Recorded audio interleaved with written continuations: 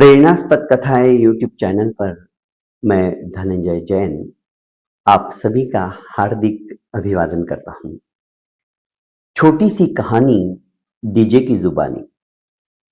दोस्तों, प्रेरणास्पद कथाएं YouTube channel को आपने अभी तक लाइक एवं सब्सक्राइब नहीं किया है तो कर लीजिए और कमेंट बॉक्स में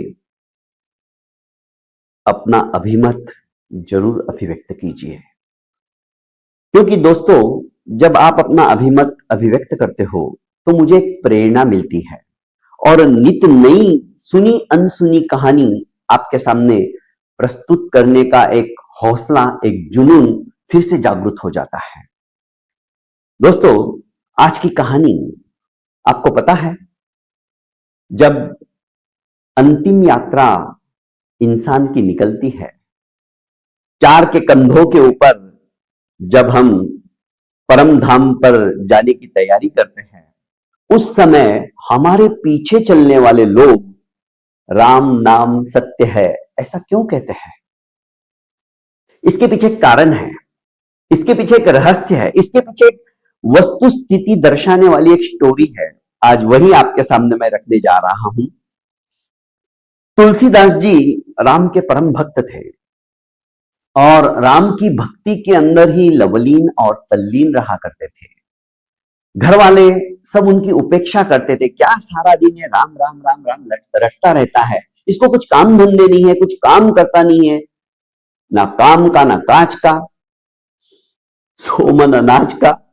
मतलब उसकी उपेक्षा किया करते थे और एक नंबर का उसको ढोंगी कहते थे। कामचोर है, इसलिए बस राम का नाम लेने के बहाने से ये काम नहीं करता है और एक तरफ बैठा रहता है। धीरे धीरे उपेक्षा भाव अत्यधिक होने लगा।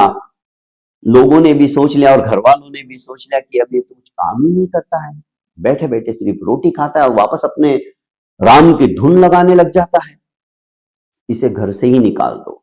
और तुलसीदास जी को घर से निकाल देते हैं।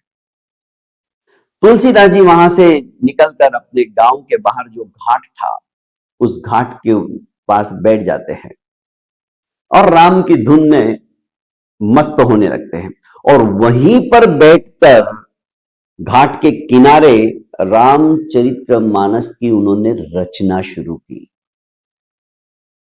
रचना जब कर रहे थे तो इस तरह से उनकी रचना के लिए भाव उद्भूत हो रहे थे जैसे सब कुछ उनके आंखों के सामने हो रहा है।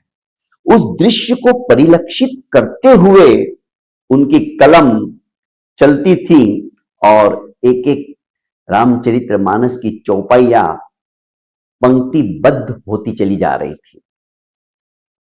इसी बीच उन्हीं के गांव में एक सुंदर से लड़के का विवाह पड़ोस के गांव वाली लड़की से हो जाता है।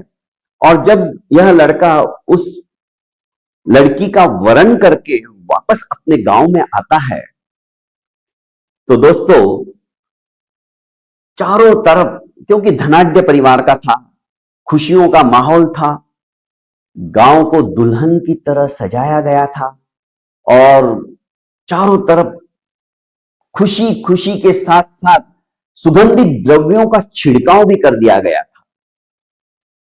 सभी खुश थे, पर जैसे ही लड़के ने अपने घर के अंदर दहलीज पार करके एक पैर रखा और उसने अपनी जीवन लीला ही समाप्त कर दी, मर गया। कोहराम मच गया। जो हंसी खुशी का माहौल था गम के अंदर परिणित हो गया। इकलौता लड़का। सभी बहू को कोसने लगे कि ये ऐसी आई है, इसके आते ही, विवाह होते ही इसने तो मेरे बेटे को खा लिया, डायन है ये, डायन। उस समय सती प्रथा चलती थी। ये इस तरह का आक्षेप नहीं सुन पाई। इसने कहा कि मैं भी मेरे पति के साथ में सती बन जाऊंगी। जब अर्थी सजाई गई और चार के कंधों के ऊपर पूरा गांव उमड़ पड़ा था, ये भी, इसकी पत्नी भी चिता में प्रज्वलित होने के लिए पीछे पीछे चल पड़ी। अब जैसे ही घाट के किनारे से निकले तो इस लड़की ने सोचा कि क्यों नहीं, अभी मरना तो है ही, मैं सती तो बनने ही वाली हूं, तो जाते जाते ब्राह्मण देवता का आशीर्वाद ही ले लूं ताकि मेरी सदगति होवे। मैंने तो सांसारिक सुख का उपभोग तो किया ही नहीं है। और वो तुलसीदास जी के चरणों में अवनत होने के लिए उनके पास चली गई। उसने हाथ जोड़कर जैसे ही उनके चरणों का स्पर्श करना चाहा, तुलसीदास जी के मुंह से निकल गया, अखंड सौभाग्यवती भव। दोस्तों, आशीर्वाद के अंदर जबरदस्त ताकत होती है। महाभारत में भी हमने देखा है, विजयी भव, बहुत सारे अलग अलग हमको उस समय में सुनने को मिलते थे। आयुष्मान भव, दीर्घायु भव। तो इसको सौभाग्यवती भव का जब आशीर्वाद दे दिया तो साथ में चलने वाले लोगों ने कहा, अरे हम तो समझ रहे थे तू एक नंबर का पागल है, निठल्ला है, कुछ काम धाम करता नहीं है। अब पता चला तू तो मूर्ख भी है, मूर्ख ही नहीं महामूर्ख है। तुलसीदास, आज तेरी वस्तु स्थिति हमको पता चल गई है। अच्छा हुआ घर वाले ने तुझे बाहर निकाल दिया। अरे इसका पति मर गया है और तू इसे अखंड सौभाग्यवती का वरदान दे रहा है। तेरे में दिमाग है या नहीं है? तू भी ऐसा ही है और तेरे राम जी भी ऐसे ही है।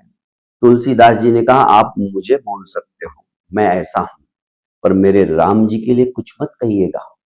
मेरे राम जी के लिए मैं नहीं सुन पाऊंगा।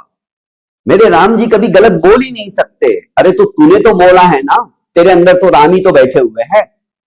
बस इतना सुनना ही था। तुलसीदास जी ने कहा, उस अर्थी को नीचे रखो। अर्थी को नीचे रखा गया, जिसे हम विसावा बोलते हैं। जैसे ही शमशान घाट नजदीक आता है तो आगे वाले पीछे और पीछे वाले आगे आते हैं और अर्थी को उस समय नीचे रख दिया जाता है ताकि कुछ समय के लिए वह शव विश्रांति ले ले। तो विसावा तब से चालू हुआ है ये। और जैसे ही अर्थी नीचे रखी गई, तुलसीदास जी ने धीरे से उस लड़के के, जो कि मृत हो चुका था, उसके कान में राम नाम सत्य है ऐसा कहा। जैसे ही ये वचन उसके कान में तुलसीदास जी ने कहे, हल्का सा प्रकंपन उस डेथ बॉडी के अंदर हुआ। लोग देख रहे थे आश्चर्यचकित होकर। कुछ क्षण बाद ही तुलसीदास जी ने फिर से एक बार राम नाम सत्य है कहा। अब की बार इस लड़के ने आंखें खोल ली और जब तीसरी बार कहा तो लड़का उठकर बैठ गया। लोग आश्चर्यचकित होकर विस्फारित नेत्रों से ये सारा दृश्य देखते ही रह गए। अब तो जो जो तुलसीदास जी को भला बुरा कह रहा था, वो तो साक्षात उनको साष्टांग दंडवत करते हुए उनके चरणों में लोटांगन करने लग गया, लौटने लग गए, पैर पकड़ लिए कि हमें माफ कर दो, आप तो सिद्ध पुरुष हो। पर सबको आश्चर्य हो रहा था, ये जिंदा कैसे हो गया। दोस्तों, तभी से जो भी व्यक्ति परम धाम पहुंचने की तैयारी कर लेता है, अर्थात अपनी श्वास रोककर दूसरे लोक में विचरण करने के लिए उद्यत हो जाता है, यमदूत उसे ले जाते उसके प्राण हरण कर लेते हैं। आज की भाषा में जब शरीर से आत्मा निकल जाती है, मृत हो जाता है इंसान, तो अर्थी के पीछे पीछे चलने वाले लोग राम नाम सत्य है की धुन लगाते हैं। राम नाम सत्य है, सत्य बोला अगत्य है, ये धुन तब से शुरू हुई। तुलसीदास जी की ये कहानी आपको कैसी लगी दोस्तों? कमेंट बॉक्स में जरूर कमेंट लिखिएगा। बहुत बहुत धन्यवाद। प्रणाम।